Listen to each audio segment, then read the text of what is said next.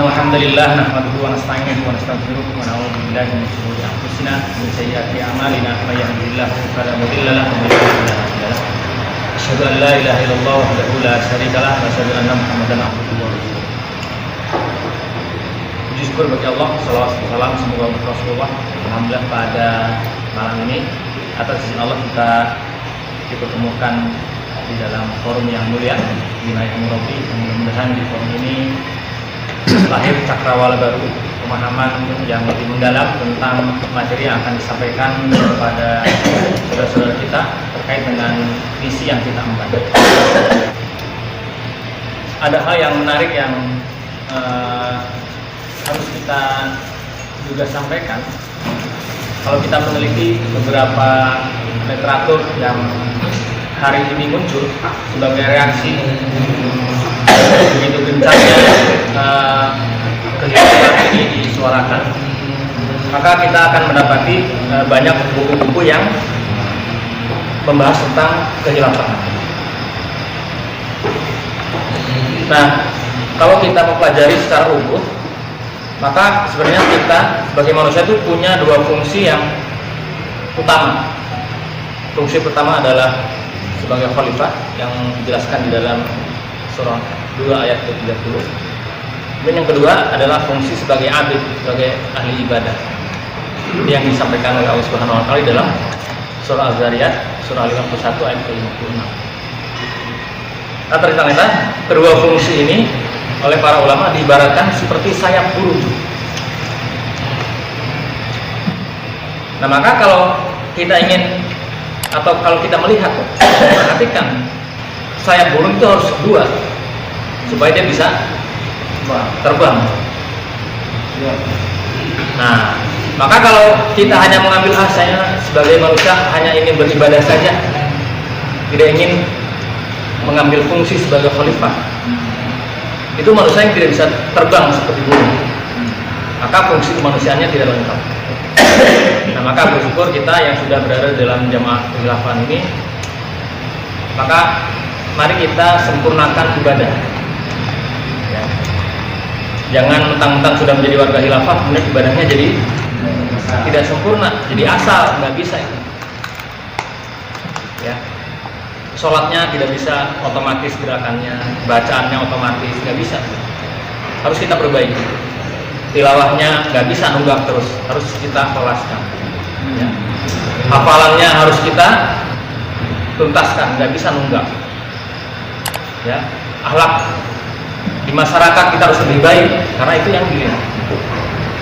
Nah, maka kalau kita ingin mengambil dua peran itu, peran sebagai khalifah dan peran sebagai ahli ibadah, maka dua-duanya harus berjalan secara sempurna. Nah, maka inilah kesempatan bagi kita untuk saling menyempurnakan ibadah. Mari kita sempurnakan dengan melengkapi syarat dan rukunnya serta hal-hal yang terkait dengan ibadah. Termasuk juga sebagai petugas kekhalifahan, mari kita sempurnakan amanat apapun yang hari ini dibebankan kepada kita, mari sempurnakan amanat itu dengan sebaik-baiknya, tentu dengan kemampuan yang kita miliki.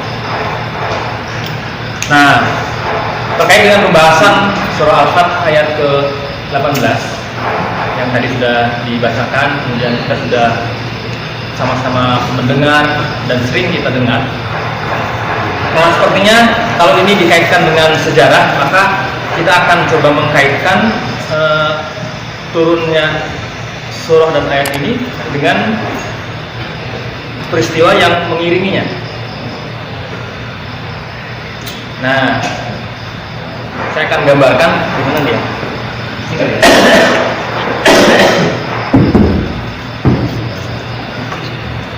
Surah berapa? 48 ayat ke 18. Ini Makkiyah apa Madaniyah? Madaniyah. Ini turun di tahun ke-6 Hijriah. Surah ini tahun ke-6 Hijriah. Nah, kemudian peristiwa yang mengapit 1 tahun sebelum itu atau untuk tahun 10 Hijriah. Rasulullah wafat tahun 11 Hijriah. Nah, maka sebenarnya ayat-ayat yang terkait dengan bai'at itu dimulai dari tahun pertama Hijrah.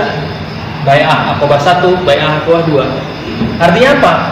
Bai'at itu terjadi ketika memang sudah ada dua kekuatan yang berlawanan, Makkah dan Madinah, yang dipisahkan oleh hijrah.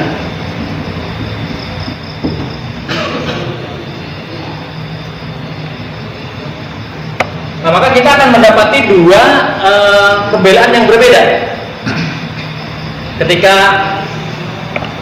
Ammar, ya, Sobron ala Yasir, Sobron ala Yasir, wa inna mau aidu kumul jannah, wahai Ammar sabar, Sobron ala Yasir, sesungguhnya surga menjadi penjaminmu, menjadi balasanmu.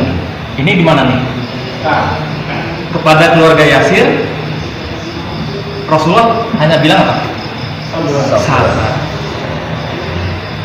Tapi kepada Utsman, apa yang Rasulullah sampaikan? Yuk bai'at ridwan. Ini yang ngajak Rasulullah. Yang ngajak Rasulullah. Tidak. Portal. Di dalam riwayat, baik itu di hadis ya, di Mubarakfuri, kemudian di Nurul Yakin, Khudari Bek. Nah, Rasulullah menggerakkan untuk, karena apa? Pada saat, nah ini nanti ada terkait dengan dua peristiwa yang mengaku ini. Pertama adalah perang Hudaybiyah, ya kan? Hudaybiyah. Kemudian bai'at ridwan, baru sulhul Hudaybiyah, perjanjian Hudaybiyah. Bai'at ridwan. Nah, ini dulu. Bai'at ridwan. Nah, bai'at ridwan ini berada di dua apitan peristiwa ini. Nah, perang Hudaybiyah terjadi ini sebenarnya perang yang tidak disengaja untuk dilakukan peperangan.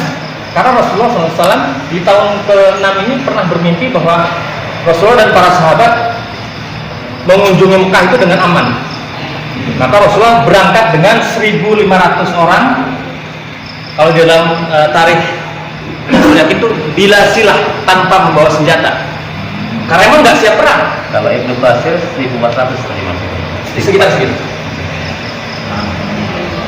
Jadi bila silah itu tanpa senjata. Tapi walaupun tanpa senjata, yang namanya sahabat itu mana-mana pasti bawa pedang yang pakai sarung dan bawa panah. Bila sila itu artinya kalau pakai sila itu ya ada topeng, ada tameng, tombak, tameng. Nah itu baru dia siap untuk perang. Tapi ini tidak. Bahkan yang dibawa adalah mereka siap-siap untuk bawa hewan udhiyah. Karena emang untuk umroh, ralatnya bukan haji, umroh. Kewajiban haji baru ada di tahun ke-5 Hijriah, dan ini memang niatnya untuk umroh. Nah, karena ini sudah seperti kekuatan besar, karena ini sudah dipisahkan oleh hijrah tadi ya, antara Mekah dan Madinah. Jadi Rasulullah SAW ingin kembali ke sini nih, sebenarnya umroh dengan niat umroh. Nah, sampai berita ini terdengar oleh orang-orang Quraisy. Nah, maka saking penasaran yang benar Rasulullah dan sahabat mau umroh, maka diutus beberapa orang sahabat untuk bukan sahabat, artinya dari orang-orang Quraisy itu mengutus 3 utusan yang ingin memastikan benar nggak sih Rasulullah SAW itu ingin umroh atau ingin perang. Karena pasukan yang dibawa atau sahabat yang menyertainya cukup banyak. Nah, sebenarnya Rasulullah juga ngajak orang-orang Badui yang ada di Madinah itu untuk ke Mekah. Cuma mereka nggak mau. Karena apa? Lah paling kalau Rasulullah sudah di Mekah dia nggak balik lagi. Saya udah enak di sini nih. Makanya saya nggak ikut. Nah, maka Rasulullah berangkat dengan Muhajirin dan Ansar 1.500 orang. Nah, maka diutuslah orang Quraisy itu mengutus Budail bin Warqah al-Khuzai. Nah, ternyata hasil investigasi utusan ini enggak, Rasulullah mau perang, dia nggak bawa apa-apa kok, dia mau umroh. Kata orang Quraisy, ah ente mah utusan tuh nggak objektif. Pantas karena dia suku Uza'ah, suku Uza'ahnya masih dekat dengan Quraisy. Nggak percaya, diutus utusan yang kedua, ya. Namanya Khulais bin Al-Alqamah. Nah, Khulais ini karena dia adalah orang yang senang dengan udhiyah. Rasulullah punya strategi, yang datang ke Khulais, dia orang yang senang dengan udhiyah. Coba hewan-hewan kurban taruh di depan, taruh tuh. Pas dia taruh, iya, Rasulullah tuh nggak mau perang, dia mau ini udah mau umrah bener-bener, hewan kurbannya pada di depan. Balik lagi, laporan lagi. Bagaimana? Enggak, Rasulullah dan sahabat nggak mau perang, dia mau umroh, bener mau umroh. Nggak percaya, diutus yang ketiga,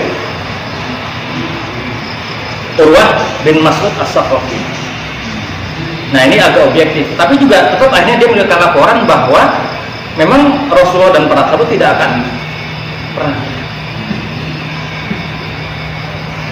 Nah kemudian sebagai balasan Rasulullah SAW mengutus Utsman bin Affan untuk bertemu dengan utusan Quraisy. Karena dia tadinya nggak siap perang, ayo kita siap perang dah nih, karena Utsman nggak pulang, kita siap perang nggak? Oh yaudah siap deh. Karena emang awalnya berangkat untuk umroh, perjanjian itu.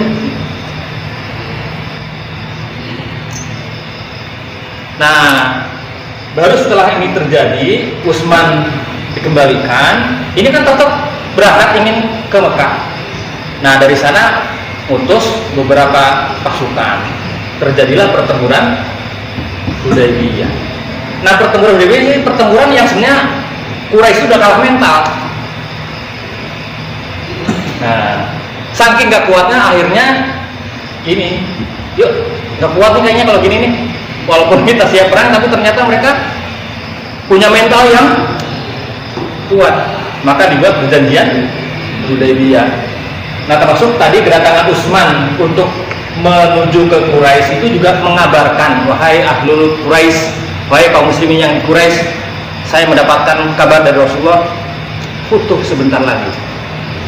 Untuk menyemangati mereka yang terindah seperti butuh sebentar lagi. Nah ternyata memang tidak lama setelah 6 ini, tahun 10 kemudian. Nah sebenarnya yang paling menarik adalah ini nih, perjanjian Hudaybiyah. Ada yang masih ingat berapa isinya?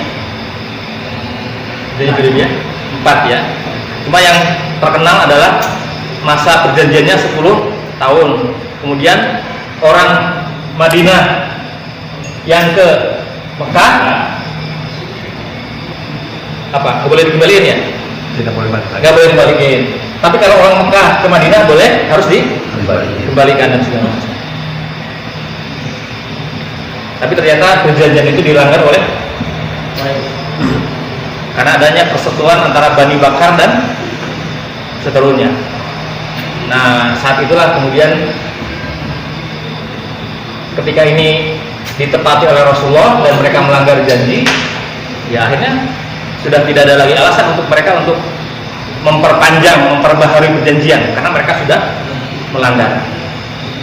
Di sini mereka sudah jatuh mentalnya karena ada peristiwa ini. Di sini lebih parah karena mereka justru malah mengingkari perjanjian yang Rasulullah dan para sahabat taati. Para Rasulullah dan para sahabat itu sudah sebenarnya berada dalam kerugian ketika baiat atau perjanjian ini ditandatangani. Pertama, perjanjian itu tidak diawali dengan basmalah. Ya, Bismillahirrahmanirrahim itu tidak boleh, nggak boleh. Tapi dengan Bismika Allahumma. Kemudian perjanjian dari Muhammad Rasulullah dicoret. Jadi harus Muhammad bin Abdillah. Rasulullah secara personal, bukan Rasulullah sebagai pemimpin Madinah. apalagi isinya itu sangat merugikan. Tapi tadi bahwa ternyata apa yang menjadi bayangan para sahabat itu di luar dugaan.